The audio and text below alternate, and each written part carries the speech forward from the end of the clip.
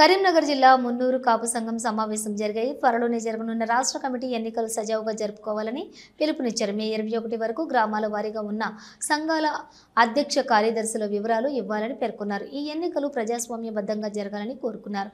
కులగణంలోని మున్నూరు కాపులకు ప్రాధాన్యత ఇవ్వాలని పేర్కొన్నారు. ఈ కార్యక్రమంలోని ఆ కమిటీ రాష్ట్ర నాయకులు చల్లా హరిశంకర్ తదితరులు పాల్గొన్నారు. ఆ రోజు ఎంతమంది ఎమ్మెల్యేలు ఉన్నారు, ఎంతమంది మినిస్టర్లు ఉంటే మనం ఈ రోజు ఏ స్టేజ్కి వెళ్ళిపోయినాము. ఇంకా రాబోయే రోజుల్లో కూడా మనం ఏం చేస్తారో తెలియదు. మాకు ఎలక్షన్ జరగాలి, ఖచ్చితంగా ఎలక్షన్ గ్రామ స్థాయి ఒక సభ్యతం లాగా ఓటాకు ఉండాలనేది నేను పట్టుబట్టి దీన్ని ముందుకెళ్ళడం జరిగింది.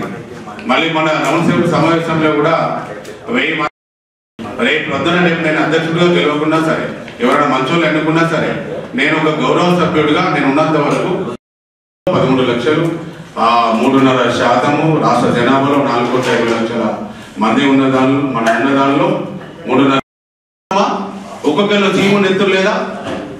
ఈరోజు నాకైతే రక్తం బాయిల్ అవుతుంది. ఈరోజు ఎంత తక్కువ ఉన్నాం. ఈరోజు బీసీలలో వాళ్ళని ఎక్కువ సంఖ్యలో చూస్తారు, మన కులంలో తక్కువ సంఖ్యలో చూస్తున్నారు.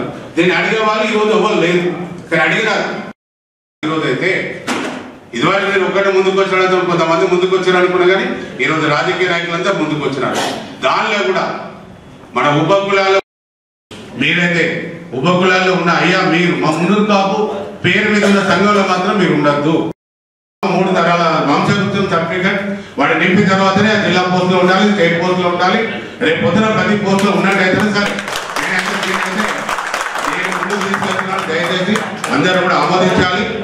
మనం దేని అధ్యక్షులు కార్యదర్శులు మీరందరూ కూడా దయచేసి చల్లా శంకర్ అన్న గారు ఒక వర్కింగ్ ప్రెసిడెంట్ గా వారు అయిన తర్వాత వారందరూ సహకారం స్టేట్ లెవెల్లో పనిచేస్తారు. ఒక 2 మినిట్స్ అందరూ ప్లీజ్ దయచేసి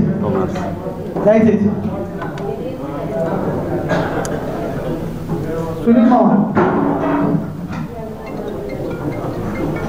సైలెన్స్ ఉంటున్నా.